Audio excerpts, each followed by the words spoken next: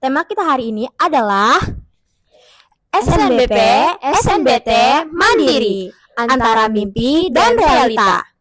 Ngomongin masuk kuliah tuh emang gak pernah gampang ya.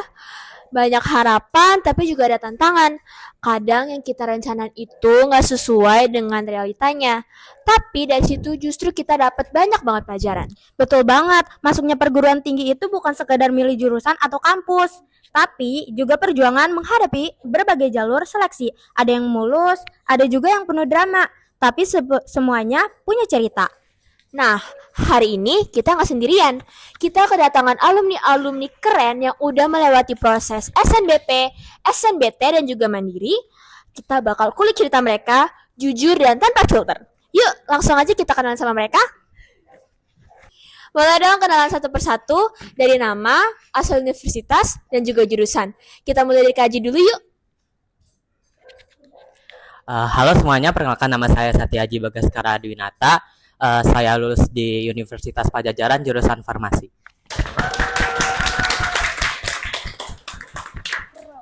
Halo semuanya, nama aku Keisha Zara Putri Wibowo. Aku lulus di Universitas Diponegoro, jurusan Perencanaan Wilayah Kota. Halo semuanya, perkenalkan nama aku Aziza Rizky Putri Hartoyo. Aku lulus di IPB University, jurusan Proteksi Tanaman.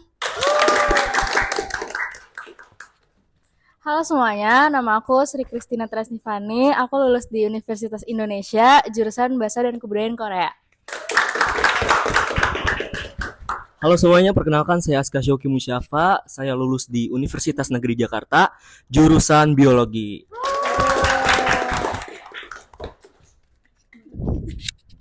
Wah, keren-keren banget nih. Nah, sekarang kita mau dengar perjuangan kakak-kakak nih. Kita mulai dari jalur SNBP, alias yang tanpa tes. Tapi bener nggak sih, walaupun tanpa tes, ini justru jalur yang bikin deg-degan.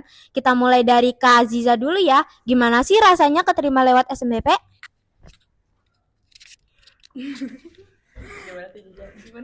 Oke, SNBP itu kan seleksi berdasarkan rapot ya. Sebenarnya ini tuh nggak bisa dibilang mudah juga, dan waktu pengumuman tuh bener-bener yang ini kan udah perjuangan dari 3 tahun ditentuin sama SNBP itu kan, itu bener-bener ya deg-degan parah, apalagi untuk aku yang memang bener-bener gak mau tes gitu loh. Wah banget ya gitulah. Jadi kayak aku yang berharap sepenuhnya ke SNBP itu bener-bener kayak jadi satu-satunya jalan aku ke PTN gitu loh. Nah, untuk SNBP sendiri, dia tuh kan walaupun kitanya cuma input-input doang, tapi kan kita tuh belajar dari namanya kelas 10 kan, kelas 10, kelas 11, kelas 12 semester awal. Itu tuh kita tentu aja tuh nggak mudah sama sekali sih, karena mempertahankan nilai sama kayak gimana sih ya, SMA itu kan kayak pasti maunya tuh main-main aja kan, ngerti nggak sih? Apa sih teman-temannya juga kayak pengennya tuh kayak mau main ke sini lah, main ke sana lah gitu. Nah, sementara sisi lain tuh kita juga harus mempertahankan nilai-nilai itu sendiri dari semester 1, 2, 3, 4, 5. Jadi menurut aku nggak mudah sama sekali sih untuk SNBP, guys. Kita akan masuk ke segmen yang sedikit emosional. Belajar dari gagal SNBP. Jujur aku belum pernah ya ngalamin gagal SNBP. Tapi aku ngerti kok gimana rasanya nunggu pengumuman SNBP, hari H, detik-detik, terus login ke web. Dan tada, kadang hasilnya gak sesuai ekspektasi. Aku pengen dengar dari Kak Aji dulu, Kak. Kakak waktu gagal SNBP, rasanya gimana sih? Jujur menurut aku setelah gagal SNBP aku rasanya biasa aja, karena aku kayak kayak aku juga udah ada feeling gitu kayaknya bakalan gagal deh. Terus abis itu ya udah aku langsung gas belajar SNBT dan alhamdulillah lolos.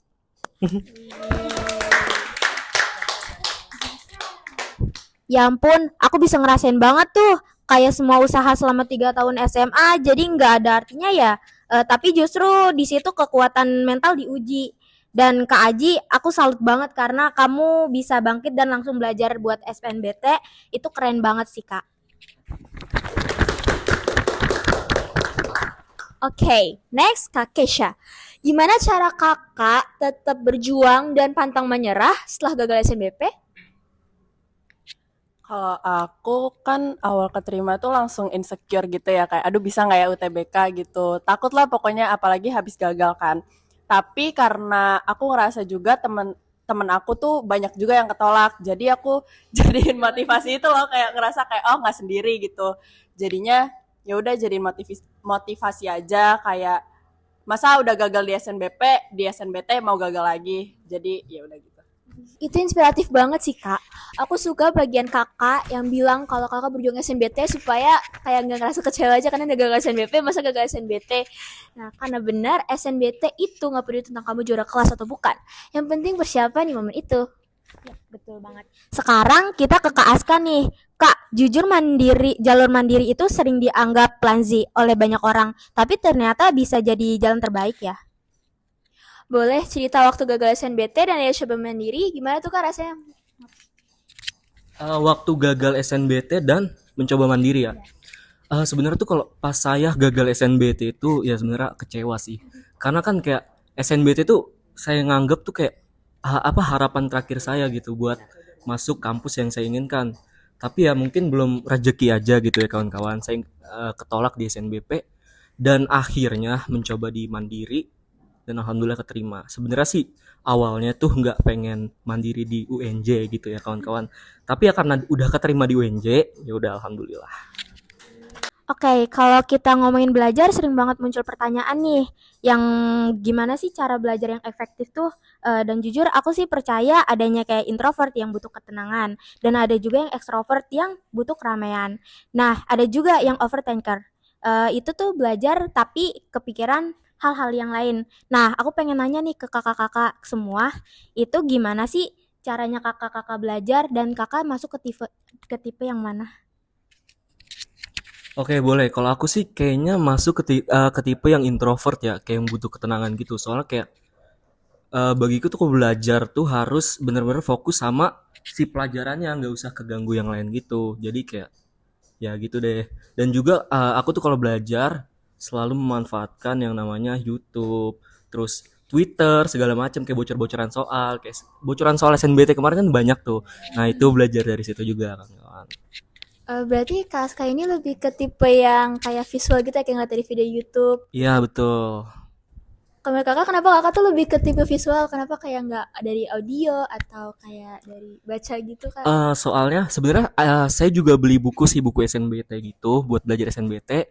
Dan kenapa saya milih kayak yang video gitu? Soalnya kayak uh, di video tuh kan suka dijelasin kayak rumus-rumusnya, step-stepnya segala macam kan. Nah itu kalau menurut saya lebih membantu daripada yang cuma dengar visualnya aja ataupun ngeliat sesuatu yang nggak bergerak gitu, yang nggak dijelasin secara langsung gitu kan. Oke, terima kasih kak. Iya lanjut kak. Kalau aku jujur masuk tipe yang ekstrovert karena aku tipe orang yang aku nggak apa-apa ada di ruangan yang rame, di ruangan yang berisik, tapi aku sendirian. Yang penting aku belajar sendiri. Tapi aku nggak suka yang hening banget karena menurut aku malah justru nggak masuk di aku. Habis itu yang penting kalau aku sih konsisten sih guys, kayak satu hari 10 soal, satu hari 20 soal tuh aku kerjain tetap. Yang penting hari ini tuh ada progresnya, nggak yang cuma hari ini gabut-gabut doang. Sama belajar sama teman-teman itu juga ngaruh banget, belajar dari bocoran soal, teman-teman yang les juga itu ngaruh banget menurut aku. Kakak ada tips nggak kak kayak supaya konsisten? Karena kan kadang kayak kita males untuk belajar, jadi kayak akhirnya juga nggak konsisten buat belajar. Kakak ada nggak tips supaya tetap konsisten? Tips dari aku sebenarnya aku juga nggak yang konsisten banget. Cuman tips dari aku set goals aja sih, kayak kalian kan pasti punya tujuan kalian mau kemana. Nah itu kalian ingat lagi kalau kalian malas tuh kalian ingat lagi kalian tuh mau ke situ loh, kayak dan jalan ke situ tuh nggak susah nggak mudah gitu. Jadi harus oh iya gue mau ke sini. Ya udah deh hari ini belajar 5 soal itu bakal lama-lama pasti bisa kok. Kalau untuk tipe belajar aku sendiri, ini aku sama kayak Fani tuh aku lebih suka yang ada rame-ramenya gitu loh di sekeliling aku. Jadi nggak ngerasa sendirian banget juga. Apalagi aku lebih suka juga belajar bareng temen gitu loh. Jadi kayak di kelas misalkan gitu kan. Terus kayak kita tuh ngobrol sama atau saling menghafal tuh bareng-bareng gitu loh. Jadi kayak entah misalkan aku yang lupa nanti dia ingetin kayak gitu-gitu. Jadi ada interaksinya. Iya banget. Jadi kayak ada interaksinya jadi makin nyantol gitu loh. Jadi terus kalau aku juga tipe belajarnya yang harus nggak dari jauh-jauh hari, dari 1 hari sebelumnya, karena biar bener-bener nyantol banget di otak aku sih gitu. Berarti kalau misalkan kakak belajarnya sehari sebelumnya, itu kakak nggak keteteran kalau misalnya materinya banyak banget gitu? Nah, jujur alhamdulillah banget. Aku tuh orangnya gimana ya, gampang menemukan kata-kata yang bisa dipahami langsung gitu lah, ngerti nggak sih? Kata kuncinya. Misalkan baca buku gitu kan, misalkan baca buku pelajaran gitu. Intinya di bagian itu dia bahas apa, aku tuh kayak udah nangkep aja gitu loh. Nah, kayaknya sih itu harus fokus aja sih teman-teman. Jadi kayak kalau misalkan mau sistem ngebut kayak gitu, intinya kan harus fokus aja, kayak jadi gampang nangkep inti apa yang kalian pelajarin gitu sih. Kalau aku kayaknya masuk ke tipe yang ekstrovert juga karena aku juga suka diskusi bareng temen. Kalau misalkan aku nggak tahu nih, kayak aku kesusahan di satu soal, itu aku bakalan kayak, tolong dong jelasin ini gimana caranya. Sama cara belajar aku, karena aku ikut les, aku bakalan jelasin tempat lesan aku gimana. Jadi pokoknya tuh pertama pasti kan mereka ngejelasin materi kan. Setelah ngejelasin materi itu kita harus banget bahas soal atau latihan yang baru dijelasin itu, materi yang baru dijelasin itu. Jadi kita tuh punya tolak ukur gitu loh, kayak kita udah paham atau belum sih. Kalau belum ya udah ulang lagi, kalau udah jelas ya udah bisa dilanjut. Sama rajin TO, dan TO itu harus dievaluasi guys. Jadi jadi tuh kalian nggak selalu salah di iya itu tuh doang gitu. Sama kalau misalkan kalian TO, kalian bisa set tempat kalian tuh kayak UTBK, jadi kayak simulasi UTBK, jadi kalian gak kaget waktu UTBK gitu sih. Kalau aku kebetulan aku kayaknya tipenya introvert ya, soalnya aku emang dari dulu aku emang selalu menyendiri gitu kalau misalnya buat belajar. Dan tapi aku juga tempat lesnya aku juga sama kayak Ca, dia sama di Intan ya. Dan menurut aku Intan emang udah ngebimbing banget buat kita ya biar bisa lolos PTN. Tapi emang beneran kan? Iya. Dan jujur aku juga sama pas belajar aku pas dibarengin sama Intan, aku juga pas pulangnya tuh aku lanjut belajar di rumah. Dan aku kira-kira kayaknya ngabisin sekitar kurang lebih 8 jam kali ya per hari buat belajar ya. Dan aku kadang-kadang juga aku nyiapin kayak di rumah, aku beneran nyiapin tempatnya buat jadi di tempat kayak mirip UTBK banget. Kayak aku kalau TO aku selalu di laptop, aku kayak kalau misal buat belajar materi belajar gitu aku pokoknya selalu dicatat, selalu nulis. Dan ya Berarti kakak kalau misalkan berada di ruangan kayak diskusi gitu, kakak nggak bisa fokus atau tetap kalau bisa menurut fokus? aku iya, kalau menurut aku pas di ruang diskusi aku kurang bisa fokus, soalnya kalau aku emang biasa aku seringnya mandiri gitu loh. Kalau buat iya. nginget materi buat belajar itu aku suka mandiri. Oke, terima kasih kakak-kakak semua. Nah, jadi jawaban dari kakak-kakak ini tuh relate banget sama anak SMA sekarang. Kadang kita tuh terlalu fokus ke hasil, lupa buat nikmatin prosesnya. Dan aku juga setuju sama kakak-kakak buat set goals, target-target kecil yang bikin kita ngerasa kalau progresnya itu nyata. Nah, sekarang aku mau lempar satu pertanyaan nih yang selalu jadi perdebatan.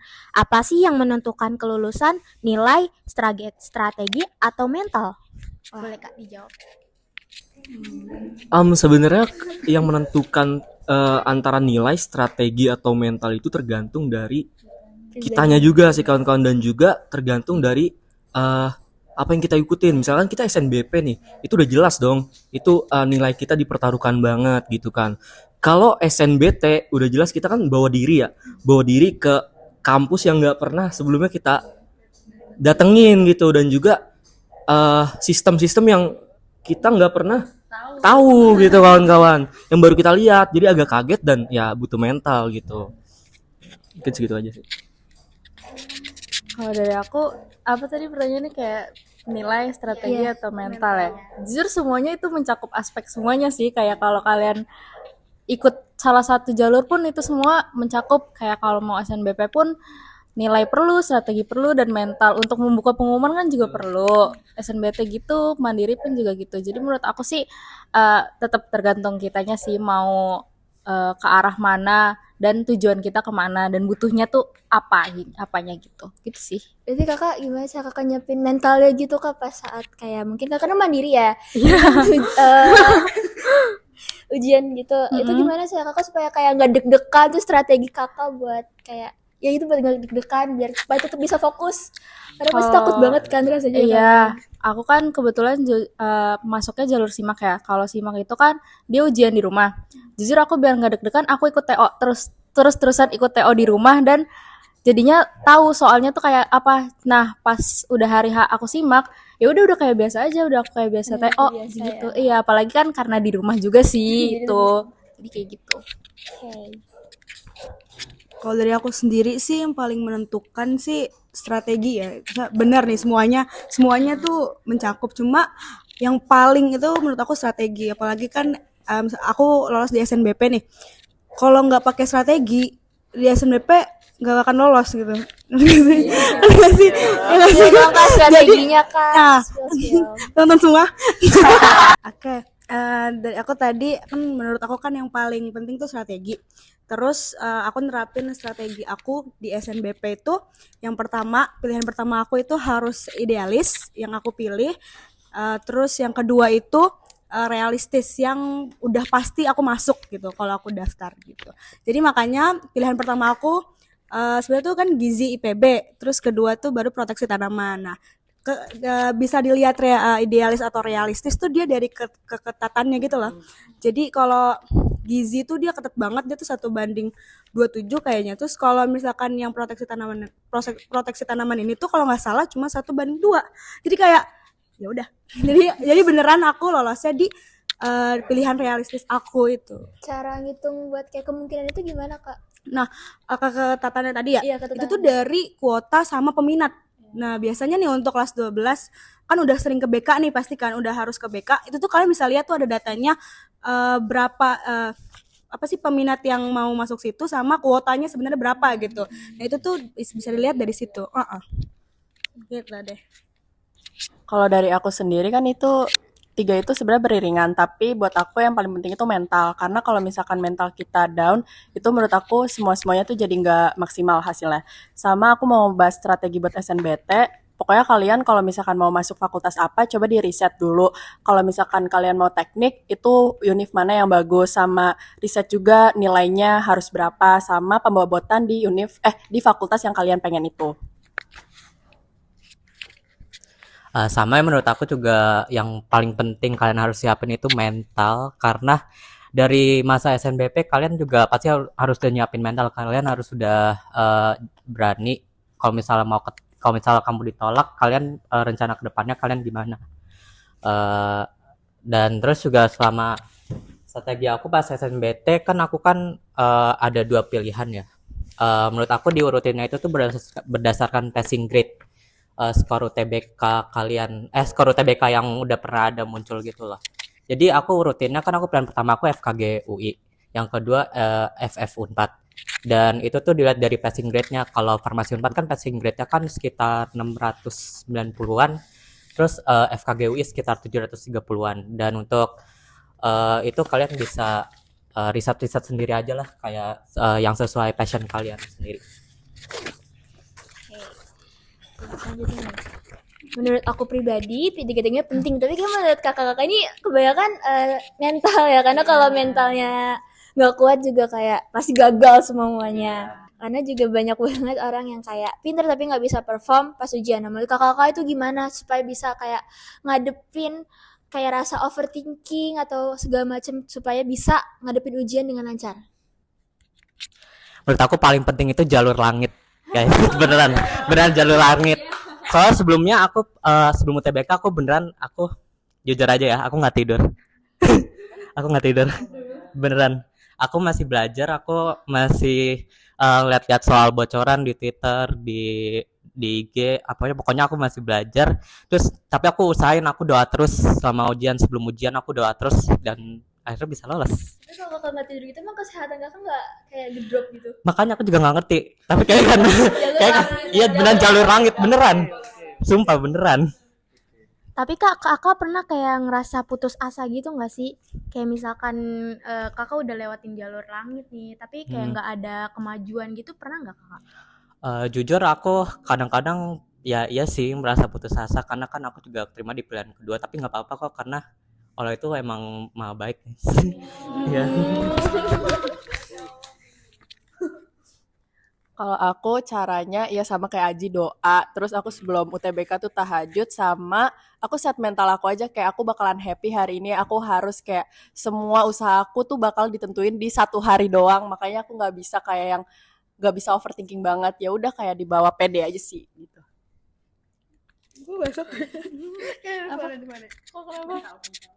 Oh, jujur iya sama doa kayak di tahun ini tuh emang gencer-gencer banget tahajud udah tahajud pokoknya doanya dikencengin makin dekat sama Tuhan kayak intinya ya itu bener kata Eca kayak apa masa depan kamu itu ditentuin cuma satu hari itu doang dan itu nggak bisa diulang lagi jadi kayak mentalnya pokoknya tahu dan percaya aja sih kayak usaha nggak bakal ngianatin hasil apa yang kamu mau tuh kalaupun emang nggak sesuai itu pasti Tuhan punya yang terbaik buat jalan kamu sendiri dan kamu pasti bisa sukses kok di situ. Gitu aja sih. Ya nggak beda jauh lah sama kakak-kakak yang tadi kawan-kawan. Intinya jalur langit dan juga pas hari H tuh kayak tak kalem aja, udah tenang aja gitu. Anggap aja kayak ya udah pede aja dulu gitu. Walaupun emang agak ragu tapi ya pede aja dulu gitu. Siapa tahu alhamdulillah nanti lolos gitu. Wah, ternyata kita punya jawaban beragam ya, tapi nggak jauh dari jalur langit. Tapi justru itu yang menarik nggak sih, Kak? Ada yang percaya nilai itu kuncinya, kayak ada strategi atau ada, aduh. Wah, ternyata kita punya jawaban yang beragam ya. Tapi justru itu yang paling menarik, apalagi tadi kakak-kakak bilang kayak lewat jalur langit gitu ya. Ada yang percaya nilai itu kuncinya, ada yang strategi, ada juga yang mental. Tapi intinya semua harus balance gak sih? Kalau nggak balance nggak bisa. Oke, nah next itu ada pertanyaan yang bikin banyak banget anak SMA itu nggak tidur seminggu kayak Kak Aji ya. Aku pilih jurusan karena aku suka atau karena peluang kerjanya besar. Kalau aku jadi kalian, jujur aku bisa pikir dua-duanya sih. Passion itu penting, tapi peluang kerja juga realistis. Kalau kalian gimana? Milih jurusan itu karena apa? Oke. Kalau menurut aku sih paling penting passion ya, sesuai keinginan kalian sendiri. Karena kalian itu bisa sukses di keinginan kalian masing-masing, nggak nentu sesuai sama peluang kerja. Kalian nah, ya udah. pokoknya sesuai passion kalian sendiri. Kalau aku jujur karena passion aku tuh berubah-ubah dan aku tuh labilan banget dan aku money oriented jadi aku lebih ke peluang kerja. Tapi biar win-win solution tuh aku milih yang emang aku suka juga tapi peluang kerjanya juga besar. Jadi aku milihnya karena itu. Kalau aku dari kemauan sendiri sih yang utama karena dari aku milih jurusan pun itu pasti kan udah riset juga kan peluang kerjanya tuh sebanyak apa jadi makin suka nih gitu nggak sih jadi kayak nah passion kita di situ jadi kayak ya udah jadi ya itu kan kata Aji tadi kalau kita di kemauan kita sendiri tuh pasti ada aja gitu peluangnya. Tapi Kak, kalau misalkan kayak orang tua kakak tuh perbincangan perdebatan itu gimana Kak? Kayak misalkan kakak mau ini, orang tua mau itu gitu. Alhamdulillah banget orang tua aku tuh nggak yang menuntut dan minta anaknya tuh untuk jadi apa gitu enggak. Mereka kasih aku kebebasan untuk memilih jurusan apapun dan misalkan aku mau salah satu jurusan ini nih aku tinggal mempresentasikan aja ke mereka gimana sih peluangnya nanti orang tua kita tuh sendiri yang bakal ngeriset sendiri juga. Jadi mereka juga bakal paham sih. Menurut aku ya butuh waktu aja untuk mereka kenal sama apa yang jurusan kita. Jadi tapi kalau dari orang tua aku sendiri tuh nggak yang menolak anaknya gitu loh, nggak yang mengatur masa depan anaknya banget. Berarti gitu. yang penting tuh kenyamanan anaknya sendiri. Betul banget, gitu ya. betul banget. Kalau aku jujur passion ya guys dari SNBP, SNBT, PPKB dan SIMAK.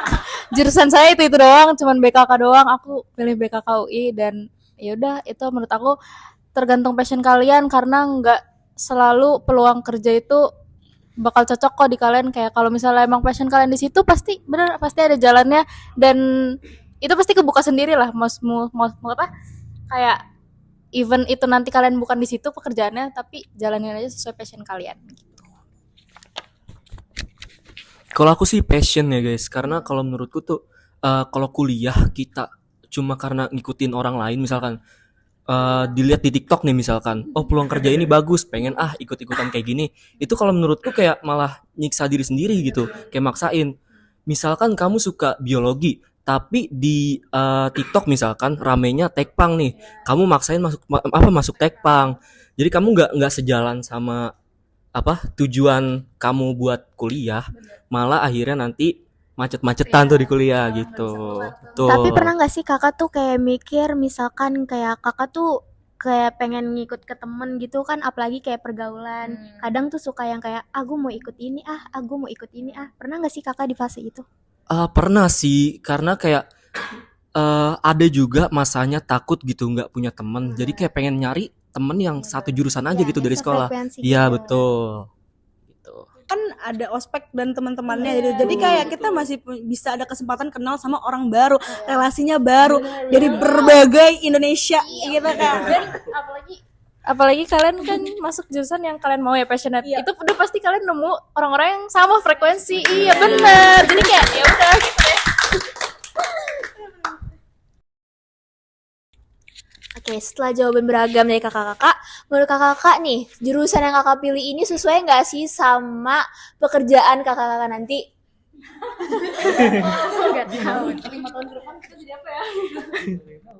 Kita nggak ada yang tahu ya. Iya nggak ada yang tahu, tapi ya insya Allah semoga ini jurusan yang terbaik sih buat aku. Iya benar, gak ada yang tahu, tapi ya dengan kita milih jurusan ini kita berharapnya yang gak jauh beda lah dengan harapan kita yang awal gitu. Kalau aku sendiri sih sebenarnya cita-cita aku, mimpi aku tuh kayak bisa aja di semua jurusan guys. Jadi aku tuh sebenarnya aku pengen jadi dosen. Jadi kayak mau dimanapun kan bisa kan. Tinggal gimana aku naikin studi aku terus, tingkatin studi aku terus gitu sih. Jadi insya Allah masih lurus ya.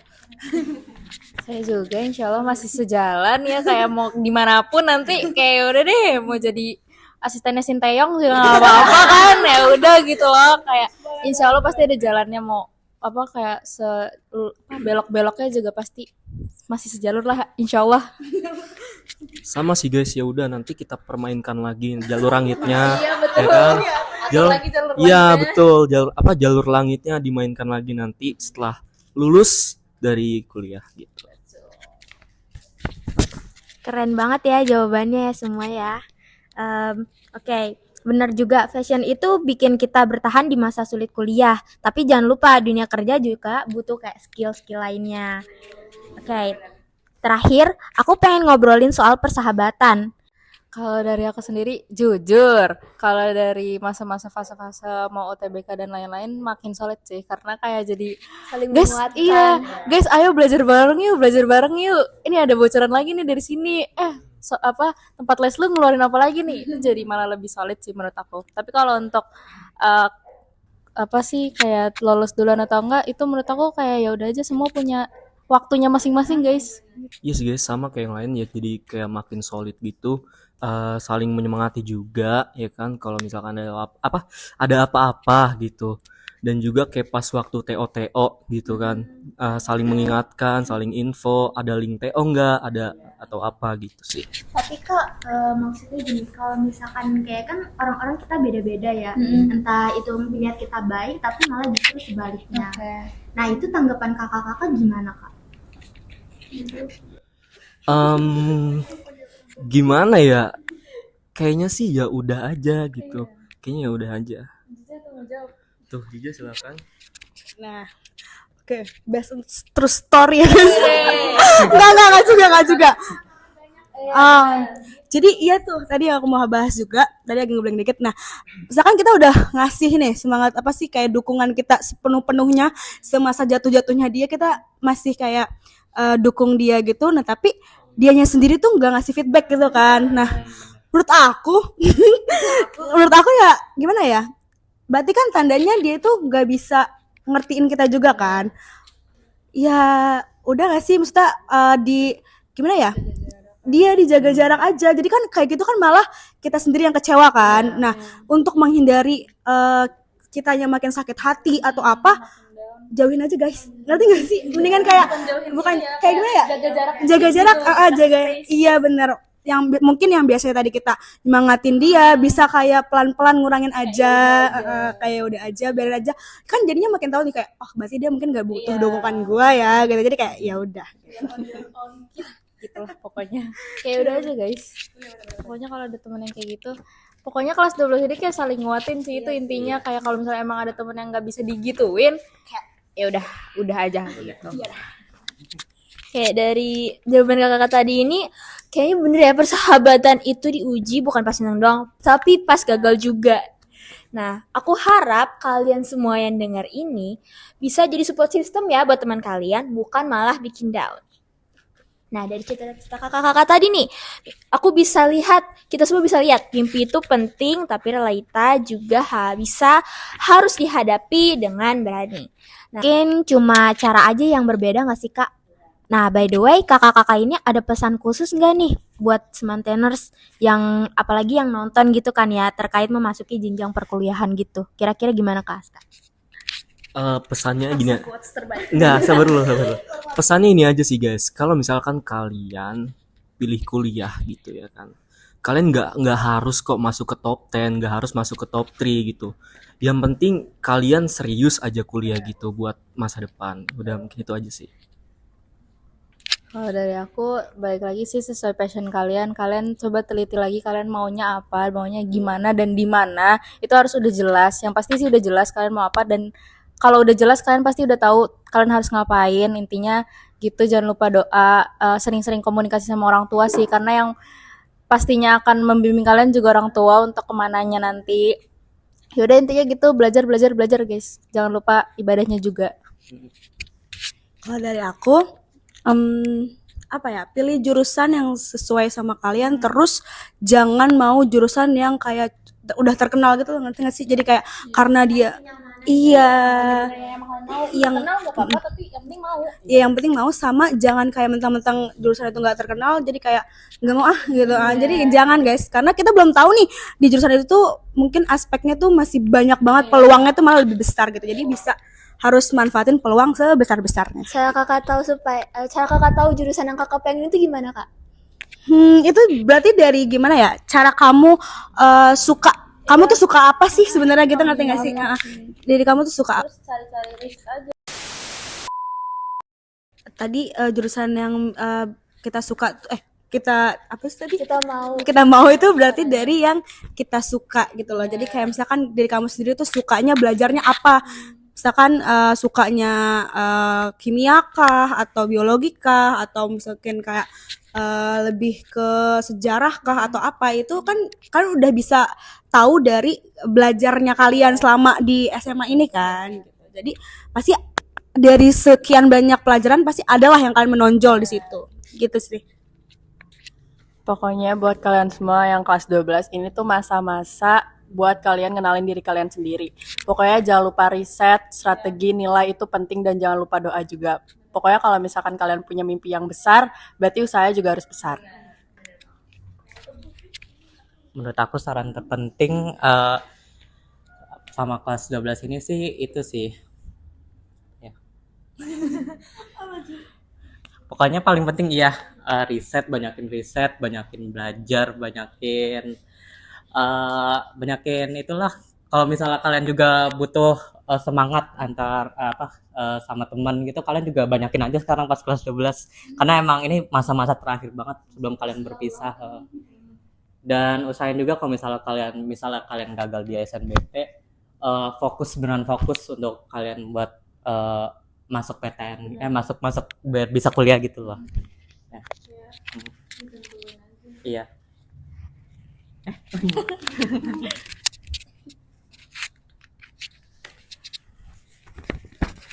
Oke, well Semanteners, gak kerasa ya ternyata udah 1 jam buat attention nih menemani kalian semua, dan kini waktunya udah habis. Nah, terima kasih juga buat Semanteners yang udah stay standard dari awal sampai akhir. Terima kasih banyak untuk kakak-kakak semua, Kak Aji, Kak Kesha, Kak Aziza, Kak Kristina, dan Kak Aska. Semoga kakak-kakak selalu sukses ya Kak di perkuliahan. Amin. Oke, terima kasih juga buat semanteners yang udah stay standar dari awal sampai akhir. Semanteners semua, jangan takut buat bermimpi dan jangan pernah berhenti berusaha. Ingat, jalur boleh beda, tapi tujuan tetap sama, jadi versi terbaik diri sendiri. Betul banget. Apapun jalur yang kalian tempuh, entah itu SNBP, SNBT, ataupun mandiri, nggak ada yang lebih baik atau lebih rendah. Ya semua jalur itu sama caranya. Cuman caranya yang beda. Yang penting kita tetap semangat dan punya tujuan. Nah, dan ingat, gagal bukan akhir, tapi justru awal dari kisah baru yang kamu bikin jadi lebih kuat. Sekarang waktunya kita pamit, tapi jangan khawatir. Kita masih tetap akan menemani kalian di episode selanjutnya yang pastinya akan ditayangkan di platform dan channel yang sama. Oke, bersama Attention and see you next time. Bye-bye!